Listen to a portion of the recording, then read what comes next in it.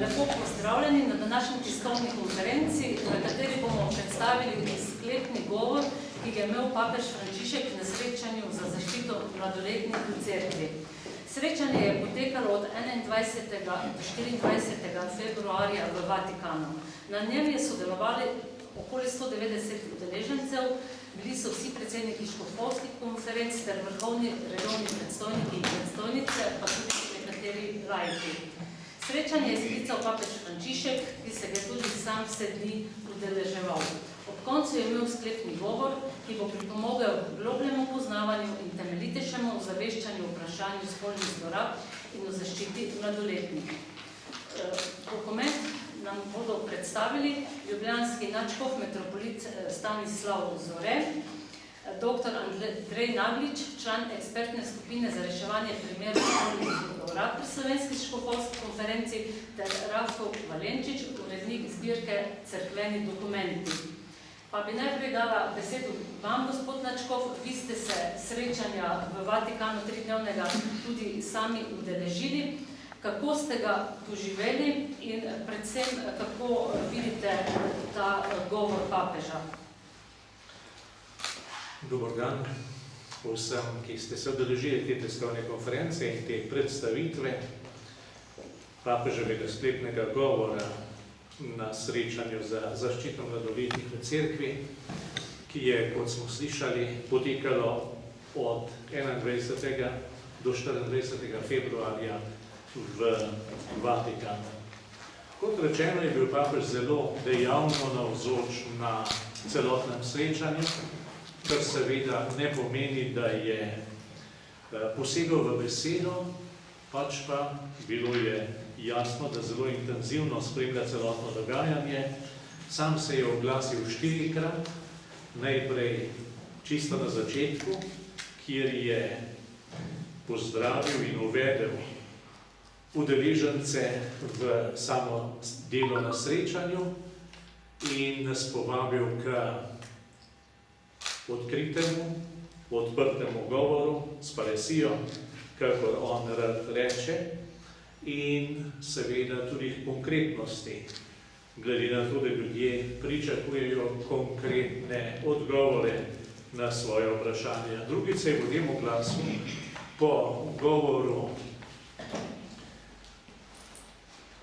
podtajnice na dikasteriju za laike, družino in življenje, gospe Kisoni, in spregovoril o tem, na kakšen način danes govori cerkev, zlasti kako govori po ženskah, nekako vrednotil mesto ženske v cerkvi. Tretjič je spregovoril na spokornem bogoslužju, ki smo ga imeli v soboto zvečer po končanem delu tega srečanja, in zadnjič v govoru, sklepnem govoru, ki je pred nami. Samo dogajanje na srečanju je bilo zelo zanimivo. Tako po eni strani zaradi predavateljev, ki so nastopali, ravno tako pa zaradi različnih izkušenj, ki jih ima cerkev v svetu, v različnih kulturnih, zgodovinskih, krajevnih okoliščinah, in so prihajali na dan skozi delo v jezikovnih skupinah. Teh skupin je bilo 13 in tam so dejansko prihajali potem na dan konkretnosti. Kar zadeva sam papežev govor, ki vam seveda zelo toplo priporočam v branje, je bil za mojo oceno vrhunec tega srečanja o zaščiti mladoletnih, in sicer je papež po eni strani odprl problem zelo široko. Smo navajeni poslušati, brati samo o problemu v cerkvi. Papež, ne da bi zanikal problem v cerkvi, izrecno je rekel, tudi če bi šlo samo za eno zlorabo, bi jo bilo treba obravnavati z vso resnostjo in z vso odgovornostjo, z vso empatijo in odločnostjo, vendar je odprl pogled širše na vsa obzorja problemov zlorab mladoletnih in ko se zazremo v te podatke, so v resnici grozljivi. Drug poudarek, ki ga je papež dal v tem govoru, je zahvala vsem dobrim, zvestim, gorečim in predanim duhovnikom, redovnikom, redovnicam, ki z vso odgovornostjo in z vso ljubeznijo do Boga in do Cerkve vršijo svojo službo, vsak na svojem mestu, pa so vendarle deležni tega madeža zlorab, ki je pljusknil brez posebne izbire tudi na nedolžne. Papež je na poseben način zahvali oziroma nameni eno točko te zahvale. In papež navede kar nekaj teh posameznih področij, kjer bo potrebno biti dejaven danes in tudi v prihodnje za zaščito otrok. In papež je tudi napovedal, že v sami sinodalni dvorani, kakor tudi potem tiste konkretne zadeve, prvič ta motu proprio za mesto Vatikan, ki je že izšel, potem konkretne smernice, ki bodo namenjene zato, da se delovanje škofovskih konferenc po enoti po svetu, kolikor je to pač mogoče zaradi različnih okoliščin, in po drugi strani za pomoč delovanju posameznih škofov, ker škofovske konference sprejemajo neke smernice za obravnavanje prijav in neke protokole za zaščito mladoletnih, pristojnost pa vedno ostaja pri posameznem škofu oziroma pri posameznem višjem redovnem predstojniku ali predstojnici. Vedno, ko slišimo besedo škof, je zraven treba slišati tudi višji redovni predstojniki. In sam moram reči, da je bilo to srečanje zelo naporno, zgoščeno, od 9. zjutraj in včasih smo prišli potem domov ob 8:30 zvečer. Tudi papež je ostajal z nami. Morda še eno podrobnost za predstavo, kako deluje papež na spokornem bogoslužju, ki smo ga imeli tisto soboto ob koncu srečanja zvečer, je spregovoril neki zlorabljeni žrtev iz Latinske Amerike, potem zaigral na violino izjemno lepo skladbo. Tudi ta violinski vložek je bil morda eden močnejših trenutkov na tem srečanju. No in potem se je ta človek umaknil v ozadje dvorane in po končanem spogodnem bogoslužju je papež takoj odšel. Si lahko predstavljate, kako je bil utrujen. On je bil ta mladi mož razočaran, ker mu ni mogel dati roke. Nakar ga je gospod pater Lombardi vzel, moderator celotnega srečanja, vzel in ga peljal takrat ob 9. zvečer, bi rekel, v dom Svete Marte in tam ga je papež takrat sprejel in sta se srečala. Tako da papež dejansko ni štedil svojih moči, ne svojega časa, za to, da bi celotno srečanje potekalo res v skrbi za zaščito mladoletnih v cerkvi. Hvala lepa, gospod Mačkov. Zdaj pa k besedi vabim doktorja Andreja Nagliča, Pa vas sprašujem, vam bo vsebina tega papeževega dokumenta pomagala pri konkretnem delu, ga morda postavlja v neko novo luč? Hvala lepa. Torej, to pismo ni samo neka teorija, ko smo ga brali tukaj v naši ekspertni skupini, ki se že 10 let ukvarja z reševanjem primerov spolnih zlorab v cerkvi.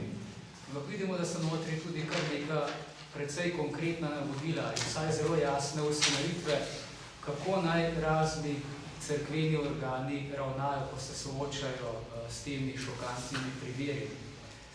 In tudi je zanimiva delitev, da papež ukrepe samo preventivo na tem področju deli tako na duhovno, kot tudi na organizacijsko oziroma pravno.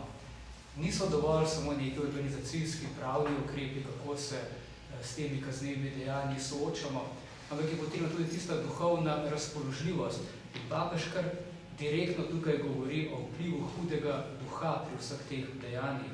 Torej, da se vriva tukaj neka kultura posvetnosti preko delovanja hudega duha v cerkev in da je potrebno tudi to najprej naslavljati v življenju cerkve, če želimo res preprečevati ta dejanja, torej da se borimo proti tej kulturi posvetnosti v cerkvi, proti delovanju hudega duha.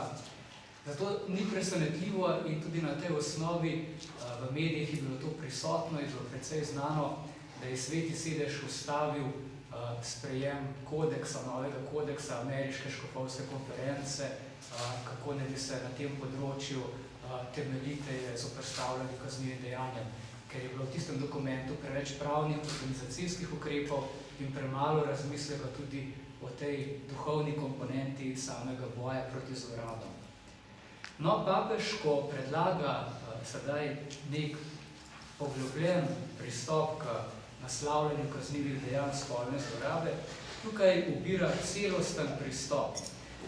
Kritizira po eni strani juridistično držo, zanimiv izraz, torej papež pravi, izogibati se moramo pri obravnavanju teh problemov juridizma, pretirane pravičnosti, ki je potem slepa za dostojanstvo posameznikov v teh postopkih in je največkrat ta juridizem pogojen s pekočo vestjo ali s pritiskom medijev, morda tudi kakšnih lobijev na določene ljudi, ki se ukvarjajo v cerkvi z reševanjem teh problemov.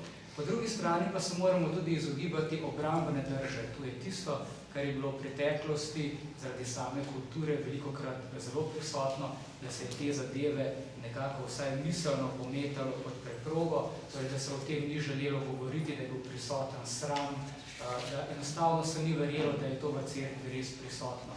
Torej, papež pravi, ne eno, ne drugo ni dobro, oboje je potrebno presegati. Tisti juridizem pravičniški, kot tudi samo obrambno držo, ki je slepa za spolne zlorabe v cerkvi.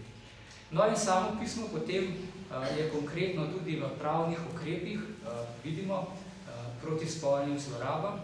Če se obrnemo najprej, kaj se sedaj v cerkvi pričakuje na tem področju, kar papež predlaga. Najprej seveda prisluhniti žrtvi in spremljati žrtev. To je, bi rekel, tista prva točka, ki je potrebna, da je prisotna, ko se soočimo s spolnimi zlorabami.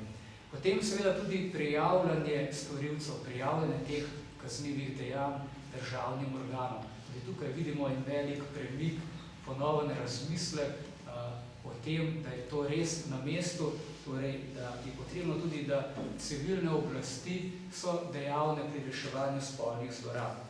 In potem tudi to, kar se že dogaja dlje časa, že vsaj zadnjih 10 let in se bo tudi v prihodnje še nadaljevalo, dopolnjevanje prava cerkve.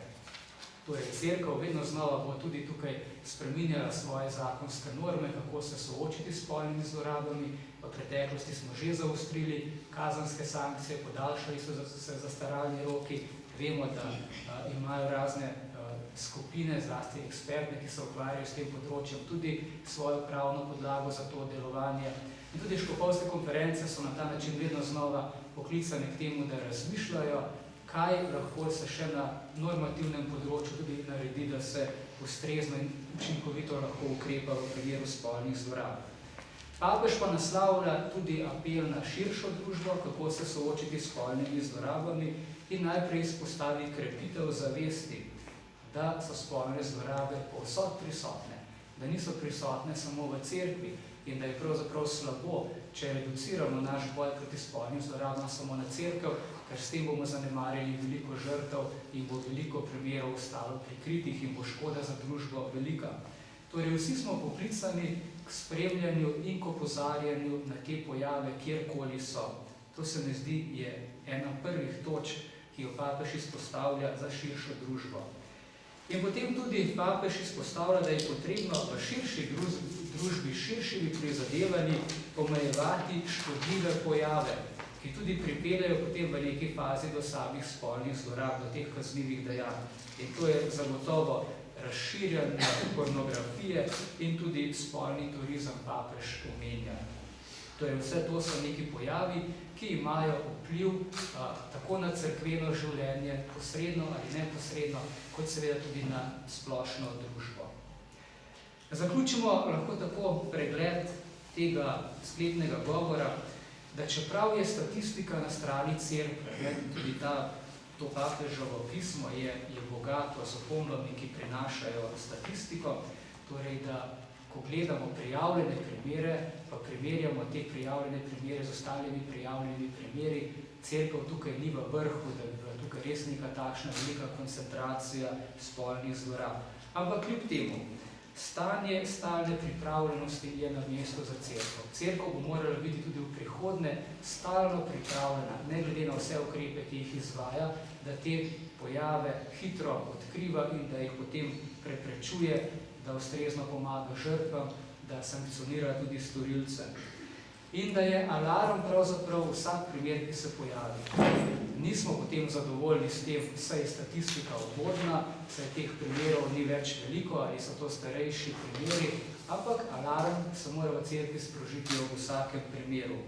In tudi papež opozarja na to, da pri procesiranju, pri naslavljanju teh primerov, da moramo delovati tako sočutno, torej zlasti sočutno do žrtev, kot tudi pravično do vseh, ki so vpleteni v te postopke. To nam narekuje dostojanstvo človeške osebe. In da res, potem tudi, ko se izrekajo neke kazni, da so te kazni sorazmerne. Ne moramo vseh primerov metati v isti koš, ampak vedno moramo tudi pravičnost, to narekuje, skrbeti za to, glede na težo dejanja in tudi odmerjena teža sankcije. To je starodavno pravno načelo, ki v teh primerih ne sme biti opuščeno. In predvsem je potrebno tudi pomagati žrtvam, da so sposobne preko obravnavanja primerov pred cerkvenimi organi ali morda tudi pred državnimi organi se osvoboditi od trav, ki so jim bile prizadete s kaznivim dejanjem spolne zlorabe. Da potem so tudi sposobne odpuščati, da res lahko potem zaživijo na novo, kar je pravzaprav cilj vsega tega prizadevanja. Torej, da ni več teh primerov, ali vsaj so ti primeri v maksimalni možni meri preprečeni in da tudi tisti, ki so bili žrtve, da so lahko osvobojeni, da lahko odpuščajo in da lahko normalno potem tudi zaživijo naprej. Mislim, da je to za našo skupino, ekspertno skupino, ki že 10 let deluje pri Slovenski škofovski konferenci, pomembno sporočilo, zelo konkretno sporočilo in da seveda v tej smeri bomo naše delo nadaljevali. Hvala lepa. Še gospod Belenčič, je ta cerkveni dokument čem drugačen od ostalih, ob tem seveda čestitke za vse opombe, ki vsebujejo konkretne podatke in številke, s katerim ste ga opremili. Ni pa to edini dokument, že v preteklosti je v zbirki cerkvenih dokumentov šlo nekaj podobnega, pa če predstavite. To sem sam prevajal opombe, so res grozeče, ko gleda človek, kaj se dogaja po svetu in pod katerimi vidiki. Prav bi bilo dokument brati oziroma na tisto, kar cerkev opozarja, so tudi strukture zla, grešne strukture. In te grešne strukture niso najprej doma v cerkvi, čeprav tudi se lahko delujejo, ampak v družbi. In dokument je bilo že mimogrede omenjeno, bodi si pornografija, bodi si spolni turizem ali razmere v družbi kot takšne, pomislimo na internet, ki je danes dostopen takoj kot otrokom. Kaj v šolah, kaj v družbi naredimo za to, da bi se to ali odstranilo, to je drugo vprašanje, najbrž ne bomo čez noč tega mogli. Izvan sem bil, da nakažem malo povezanost tudi s prejšnjimi dokumenti. Pred 2 letoma, 16. leta, smo izdali v veliki zbirki, to je dokument Ameriške štokholmske konference z naslovom Čisto srce mi jo Bog ustvari, ki govori o pornografiji. Dokumenti tule lahko rečem, da so, no, če rečem, ne samo grozni, pošastni. Da je to, kako spolnost, ki jo sprožiš pri otroku, pri mladostniku, pri odraslem, kako vpliva to bodi si na človekovo psiho ali tudi na celotno njegovo življenje. Se pravi, veliko razumevanje in življenja, in spolnosti, in sebe, in drugega, tudi v zakonu. Ta dokument takrat ni bil predstavljen, še zdaj ne vem, zakaj ga nismo predstavili, ali nas je čas prehiteval in podobno. Velja ga prebrati, da bi bolje razumeli, to je ta velika 153, 16. leta je išel. Bi zaključil z eno mislijo: usmiljenje, dobrota, pravičnost. Mislim, da je kardinal Dunajski Schönborn nakazal, pravi, pozabljamo pri celotni tej obravnavi, morda tudi v cerkvi, na usmiljenje. Usmiljenje do žrtev in do storilcev. Bi povezal to, kar se je dogajalo pri nas med vojno in po vojni, vse so tisti, ki so umrli, ampak nekaj ljudi, pričevalcev, je takole reklo: molim za tiste, ki so ostali pri življenju, pa nosijo to breme. Tudi oni so potrebni Božjega usmiljenja in na to ne bi smeli